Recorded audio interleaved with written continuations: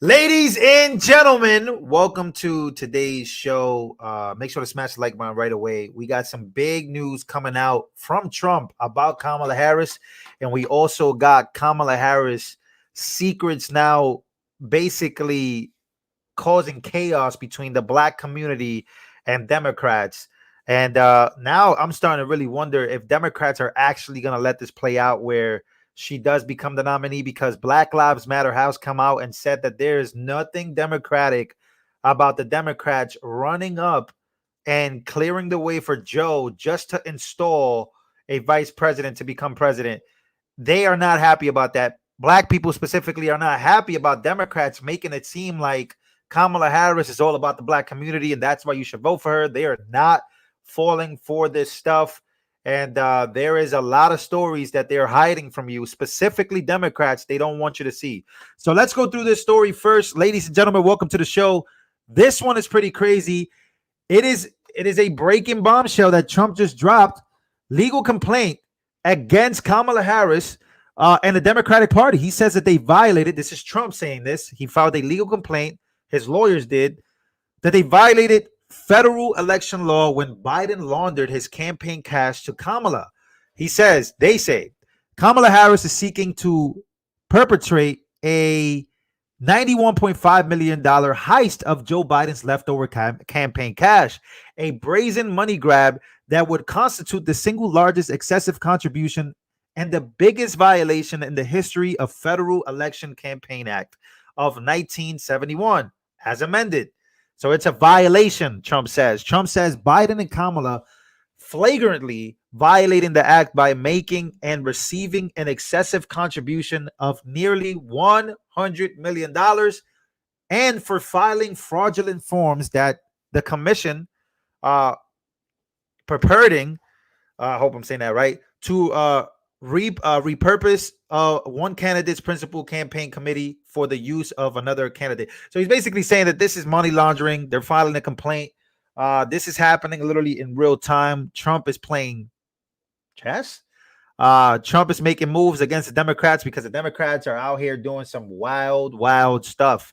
And once again, this is all added on to the news of all these stories coming out one by one about Kamala Harris and her time as California Attorney General, which is why many people are turning against her. Now, let's read this story real quick. This is a wild one.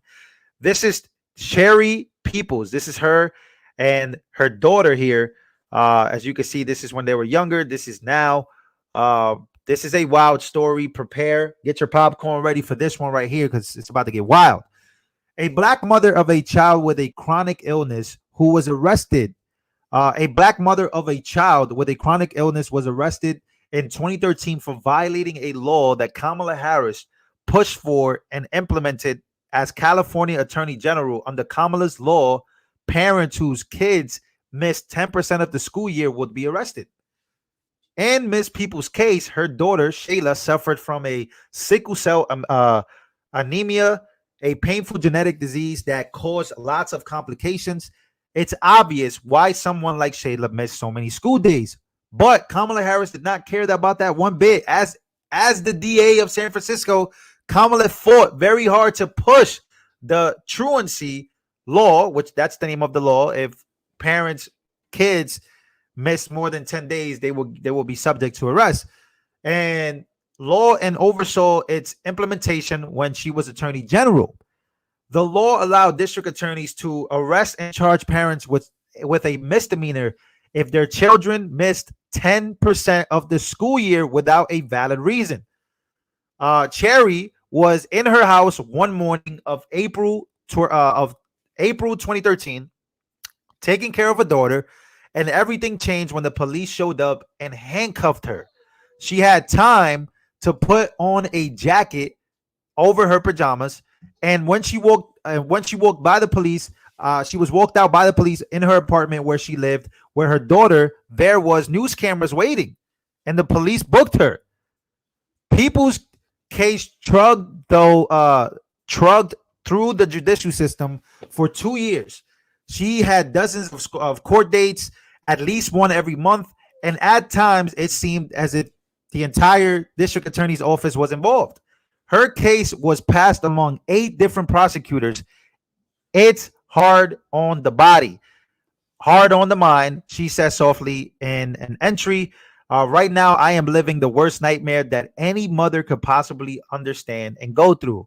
All of this because a mother wanted to take care of her daughter. This is just another life Kamala Harris ruined. Now, this is a story that's blowing up. Here is footage of the young lady who basically made who Kamala went after because of the missing days and these new rules and all these things. Here's the footage from that. So let me tell you, my legal rights was violated.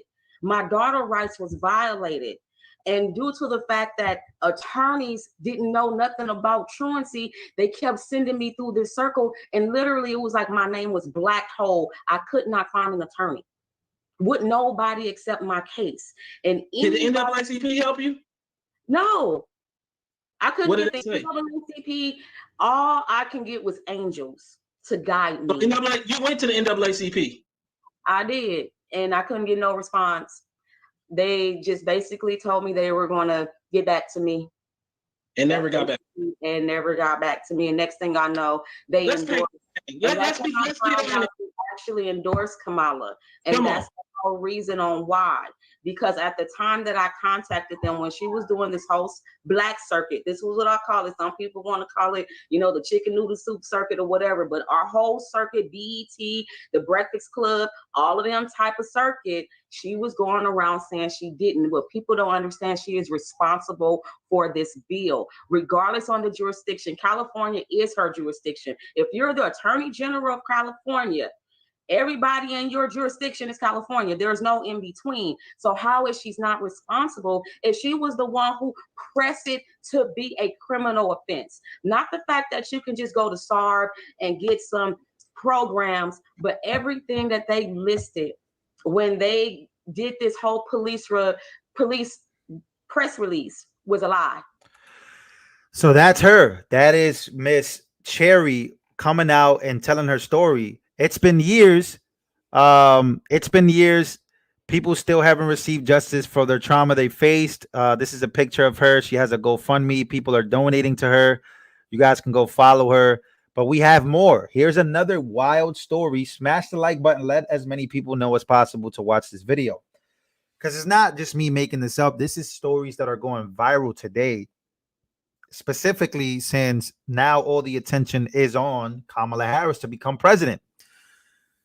Meet Karamad Conley. So this is Karamad Conley. This story is going to be even more insane. So please smash the like button. Let's go read the story. So this is who we're going to be talking about. Right? So Karamad Conley, a black man who was wrongfully convicted of a murder in 1989 after spending 18 years in prison, exculpatory evidence, completely cleared him. But Kamala Harris refused to set him free and took him back to trial. What? Conley said, Kamala ruined my life, a lot of lives, and described her as an opportunist. Conley was 40 years old when he was locked up in 1992. He was convicted and sentenced to serve 2 life without parole terms for a 1989 drive-by shooting, deaths of Rashawn Johnson and Charles Hughes. It took many years, but with the help of the Innocence Project and some lawyers, connections were found between detectives who had framed someone for murder, for the murder of Conley's case. The lawyers took the case back to the courts in 2010. Judge Marla Miller ruled that he had wrongfully been convicted and found that the prosecution's star witness lied on the stand. And the district attorney's office knew this.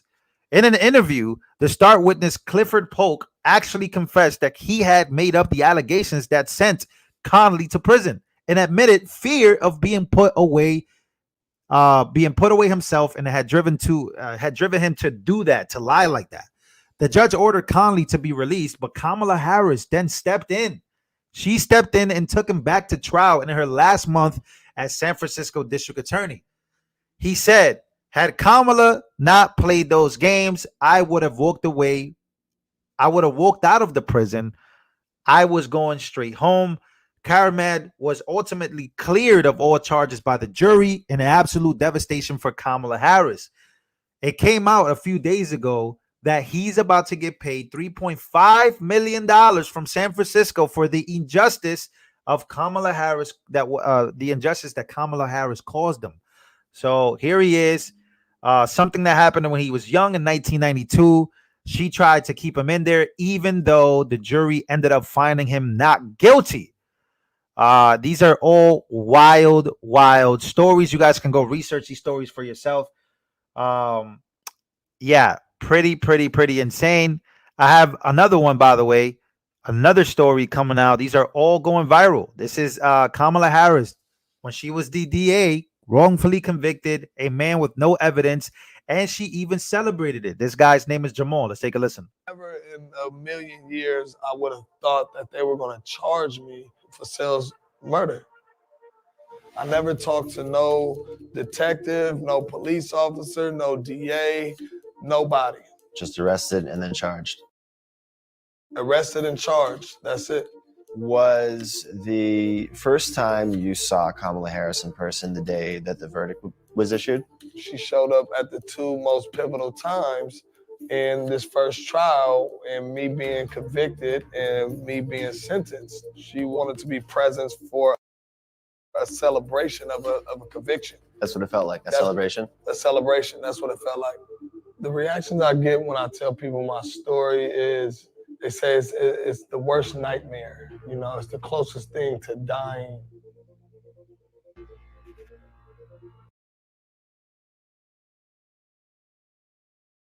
The title of this video, by the way, is I was wrongfully convicted by the office of Kamala Harris. It's crazy because now some people are completely in denial that any of this ever happened. Jamal, I'm going to read you a quote real quick. The job of a progressive prosecutor is to look out for those overlooked, to speak up for those whose voices aren't being heard, to see and address the causes of crime, not just their consequences, and to shine a light on the inequality and unfairness that lead to injustice. It is to recognize that not everyone needs punishment, that what many need, quite obviously, is help. Kamala Harris wrote that in her book, The Truth We Hold. Does that sound consistent with the kind of with the brand of justice that you saw administered by offices that she was running? It definitely sounds like Kamala Harris right now as a senator, but so she changed her tune when she began to get involved in politics. So this is what I'm getting about Kamala Harris. She changed her tune. She was a cop. She was all about arresting people, specifically those who were probably innocent in many cases. Allegedly, that's what it feels like.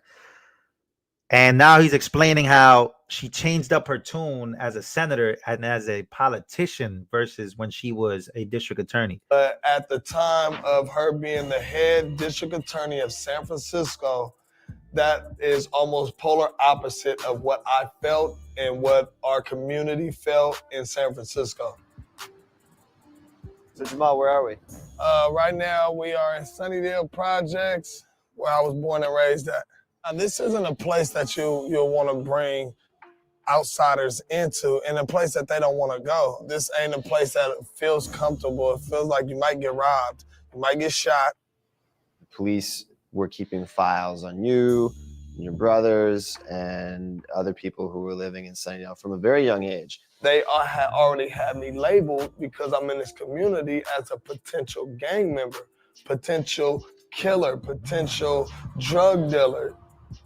You gotta wake up to the fact that, you know, things are set up against us. There is a conspiracy. Yes. It happened to you. Exactly. There is proven in court. Absolutely. Places like this have been developed for predominantly African-American people to not be able to succeed beyond it. Yeah. What did you know about Kamala Harris? What did you know about San Francisco having? Like, this whole episode is literally about Kamala Harris. This is crazy. A black DA. Nobody in the hood ever worried or focused on the DA position in general, but people did focus on it just a tad bit, that it was black, and feeling like, okay, this black lady in office, Kamala Harris, she was gonna understand where we come from, you know, and have more of a sympathetic way of prosecuting people that come from our communities who have been plagued with no opportunities. This is Hunter's Point, where And it ended up pretty much from being worse. It ended up being worse. projects and communities used to really war with each other.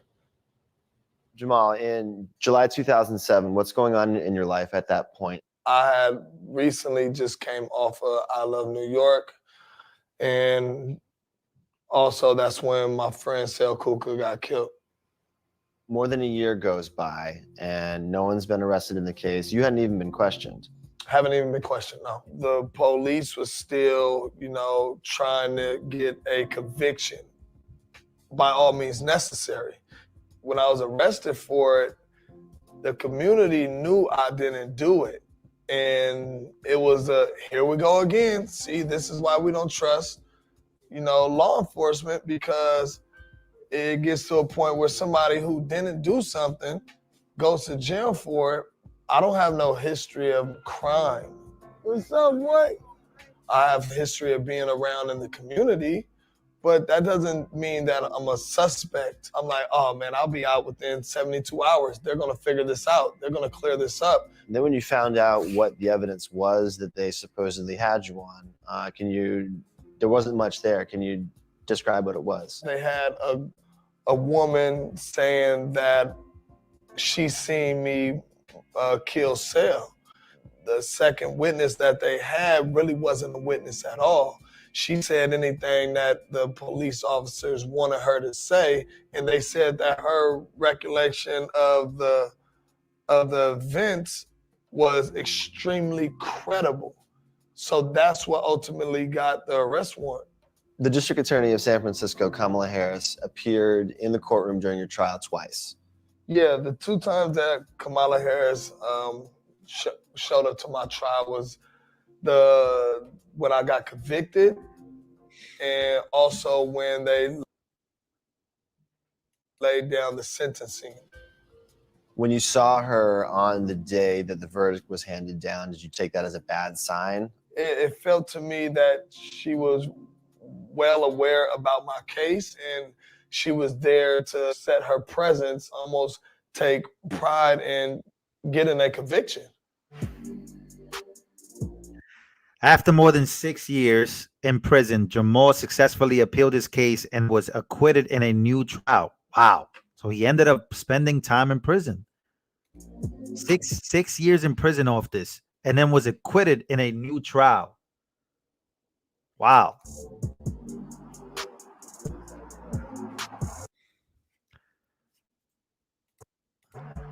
When I put in This thing keeps pausing, guys. Sorry. my appeal, the people that's fighting against my appeal to keep the conviction is the Attorney General office. I learned it reading, you know, their reply to my No. So wait. I think I know what he's gonna say. She was the DA in San Francisco, and then she ended up becoming the Attorney General. Don't tell me that the Attorney General. Hold on.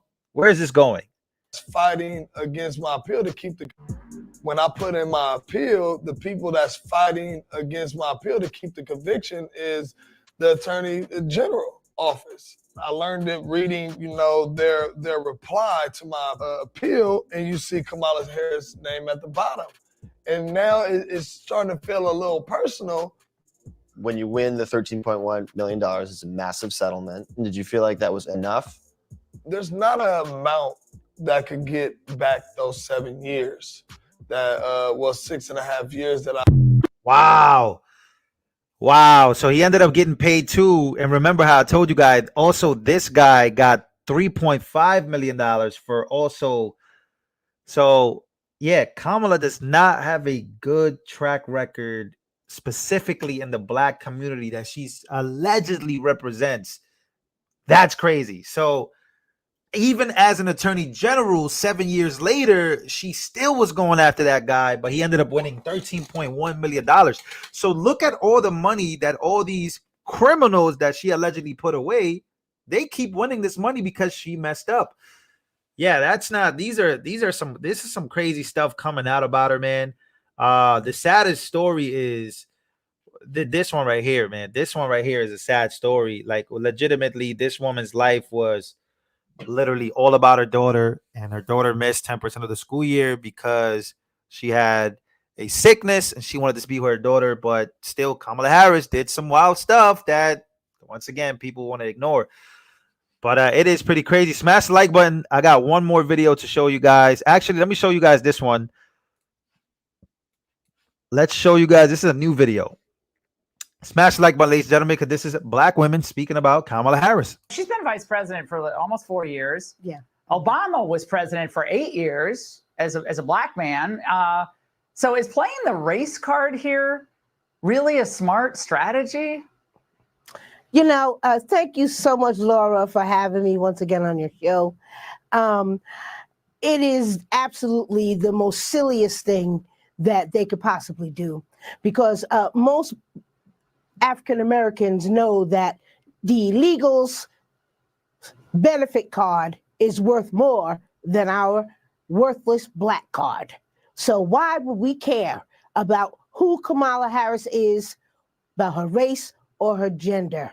We care about the policies that she has pushed with Joe Biden for the past 3.5 years. We are struggling. We can't even make ends meet. You talked about retirement earlier. I have to work till I'm 70 years old in order to get my full retirement. So, you know, no, Black America is not supporting Kamala Harris. All right. Her color has nothing to do with the failed policies that she has championed and stood on for 3.5 years. Damn. Damn. Oh, this is the articles of impeachment that you guys were talking about. This is Andy Ogles. I think that's how you say his name. Ogles has introduced articles of impeachment against Kamala Harris. This is the articles of impeachment right here. Thank you for your dollar donation, Deborah. Appreciate you. Impeachment, Kamala Harris. Yeah, so I got to do some research on this impeachment, but there's an impeachment going on, guys. It's pretty real. All right, we'll leave out with this one. We almost got 500 in here. Welcome, everybody. All right, here we go. Allegedly, Kamala Harris knew everything. I'm ready if necessary, but it's not going to be necessary. We have a very bold and vibrant president in Joe Biden. And in Joe Biden, we have one of the boldest and strongest American presidents we have had. Are you prepared to be commander-in-chief? Yes, I am, if necessary. But Joe Biden is going to be fine, and we're not going to engage in that hypothetical, because Joe Biden is very much alive and running for re-election. Not only is he absolutely authoritative in rooms around the globe, but in the Oval Office, meeting with members of Congress, meeting with leaders in industry. He is extraordinarily smart. He has the ability to see around the corner in terms of what might be the challenges we face as a nation or globally. Do you think in your role that you're in a position to do that? Of course, if necessary, but there's no need for that. We have a president in Joe Biden who is forward-thinking. This is someone who is tireless in terms of working on behalf of the American people. The way that the president's demeanor in that report was characterized could not be more wrong on the facts. God, our president is in good shape, in good health, and is ready to lead in our second term.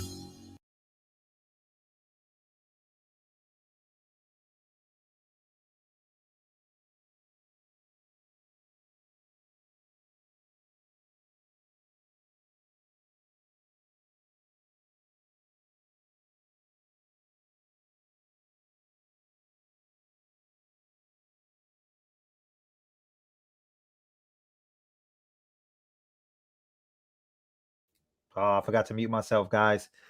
Forgot to unmute myself. Can you guys hear me? All right, sorry, forgot to unmute myself. But I wasn't gonna really talk about this story because I don't like talking about people's life, like their personal lives. But we'll talk about this story right here because this has 11 million views, 11.5 million views on George's channel. Shout out to George. Never forget when Kamala Harris was 29 years old, she started an affair with a 60-year-old Willie Brown. He was a married California House Speaker, mayor of San Francisco, and one of the most powerful men in California at that time. He brought Kamala expensive gifts like a BMW and appointed her to 2 influential positions. He named Kamala the California Medical Assistance Commission, a job that paid over $72,000 at that a year at that time. Also appointed her to the state's Unemployment Insurance Appeals Board, a lucrative position that put another $97,000 a year in her pocket. Brown later faced an FBI corruption investigation case for handing out lucrative city contracts and appointments to friends and political allies. Isn't that crazy? Even after he dumped Kamala in 1995, he still continued to use his influence to promote her career. And I quote from Willie Brown, he says, "I certainly helped with her race to become district attorney in San Francisco.